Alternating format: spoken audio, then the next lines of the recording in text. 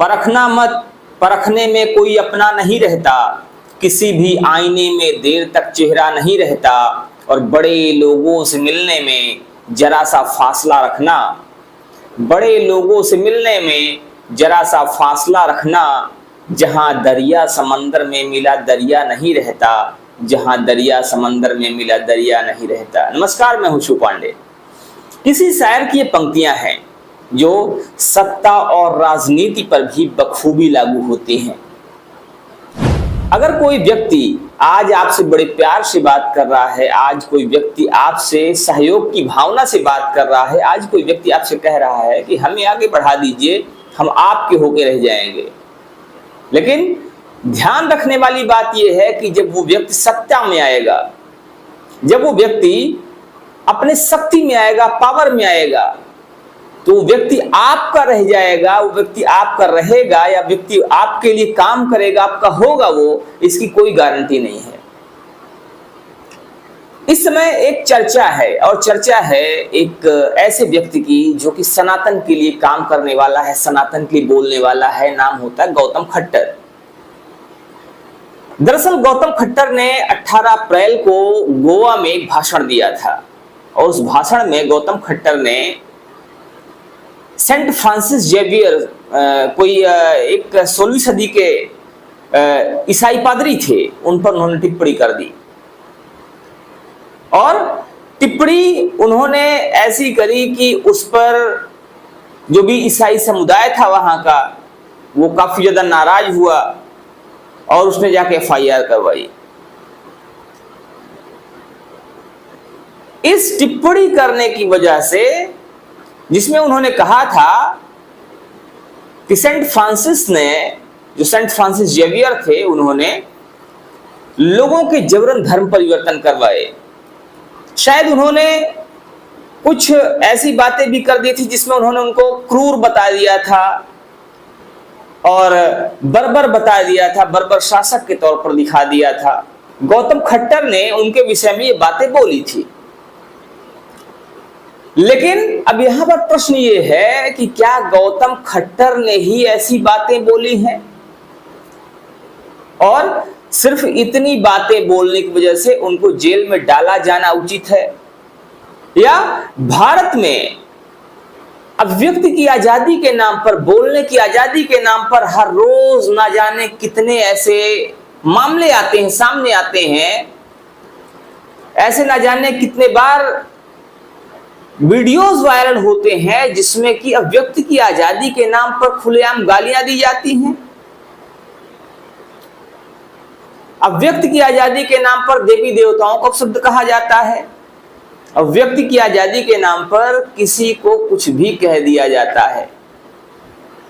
इसी भारत में इस समय बहुत सारे ऐसे लोग हैं जो हर रोज फेसबुक पर, व्हाट्सएप पे और अन्य सोशल मीडिया साइट्स पे खुलेआम ब्राह्मणों को गाली दे रहे हैं, खुलेआम सवर्णों को गाली दे रहे हैं, खुलेआम एक समुदाय दूसरे समुदाय को गाली दे रहा है, लेकिन उन पर कोई कार्यवाही नहीं होती है। तो फिर आखिर गौतम खट्टर की ऐसी कौन सी इतनी बड़ी बात हो गई थी जिसको लेकर उन्हें गिरफ्तार कर लिया गया? इस देश में बहुत सारे लोग हैं जो ये जानना चाह रहे हैं, और इस बात को लेकर कहीं ना कहीं विरोध प्रदर्शन भी हो रहे हैं, विरोध भी शुरू हो गया है। अगर आप सोशल मीडिया को उठाकर देखेंगे तो सोशल मीडिया में लगभग हर जगह तरह तरह की बातें हो रही हैं, विरोध प्रदर्शन हो रहे हैं, और ये बताने की, दिखाने की कोशिश की जा रही है कि कहीं ना कहीं गौतम खट्टर की गिरफ्तारी बिल्कुल भी जायज नहीं है। गौतम खट्टर पर जब FIR होती है तो FIR में उनके ऊपर जो आरोप लगाए जाते हैं वो आरोप ये होते हैं कि गौतम खट्टर ने 16वीं सदी के जेसुइट मिशनरी फ्रांसिस जेवियर के ऊपर बहुत ही अभद्र टिप्पणियां की। उन्हें आतंकी, क्रूर, बर्बर शासक के तौर पर बताया और जबरन धर्मांतरण करने वाला बताया, जिसकी वजह से ईसाइयों में आक्रोश है। जब ये बात सामने आती है तो उसके बाद कांग्रेस नेता Peter D'Souza Vasco police station जाते हैं, वहां पर FIR दर्ज करवाते हैं। खैर, कांग्रेस ने ये काम जो किया है, इसमें किसी कोई आश्चर्य नहीं है, क्योंकि कांग्रेस हमेशा से ही जहां पर सनातन की बात होती है तो वहां पर सनातन को सपोर्ट नहीं करती है, बल्कि सनातन का विरोध करती है। पहले भी राम मंदिर के मामले में ऐसा देखा गया है, जब कांग्रेस ने राम को काल्पनिक बताने के लिए पूरा एक एफिडेविट ही दे दिया कि भाई राम तो काल्पनिक है, राम सेतु काल्पनिक है। लेकिन आश्चर्य की बात यह है कि इस समय अगर हम बात करें गोवा की, तो गोवा में सरकार भारतीय जनता पार्टी की है। वो भारतीय जनता पार्टी जो अपने आप को सनातनी की सरकार कहती है, सनातनी पार्टी कहती है, और जब भारतीय जनता पार्टी की सरकार होने के बावजूद भी वहां पर गौतम खट्टर को गिरफ्तार कर लिया जाता है, तो प्रश्न चिन्ह खड़े हो जाते हैं। गौतम खट्टर को जब गिरफ्तार नहीं किया गया था, तो उनके भाई माधव खट्टर को गिरफ्तार कर लिया जाता है हरिद्वार से, और उसमें दर्शाया यह जाता है कि भाई माधव खट्टर ने उनके भाषण तैयार करने में, कंटेंट तैयार करने में और तरह तरह से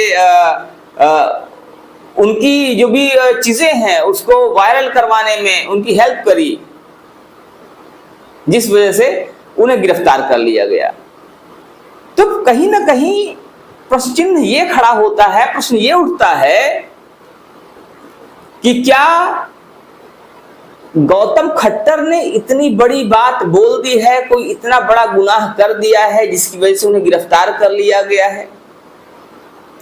इसी भारत देश में अभी कुछ दिन पहले कई सारी मूवीज बनी जिसमें बहुत सारी ऐसी चीजें दर्शाई गई, और मूवीज हम किसी एक जाति की समुदाय की बात नहीं करते हैं।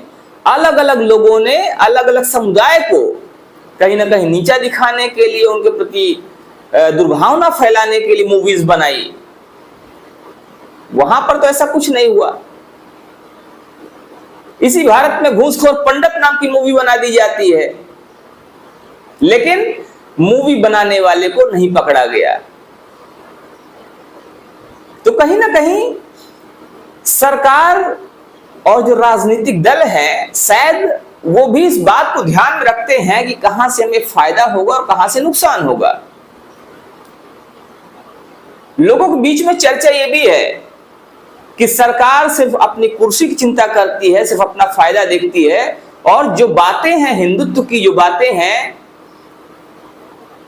कहीं ना कहीं धर्म को बचाने की, धर्म को आगे बढ़ाने की, सनातन की बातें जो करती हैं सरकारें, जो पार्टियां, वो सब पूरी तरह से झूठ है और निराधार है। तो फिलहाल गौतम खट्टर की गिरफ्तारी को लेकर आप क्या मानते हैं, आप क्या सोचते हैं, आप भी जरूर बताइएगा। गौतम खट्टर की गिरफ्तारी को लेकर आपके क्या विचार हैं? क्या गौतम खट्टर की गिरफ्तारी जायज है, या उन्हें गिरफ्तार करके कहीं ना कहीं लोगों की भावनाओं के साथ खिलवाड़ किया गया है? इस पर भी आप अपनी राय जरूर दीजिएगा। बने रहिए हमारे साथ खबरों को अपडेट के लिए। मिलते हैं फिर से, तब तक के लिए जय हिंद।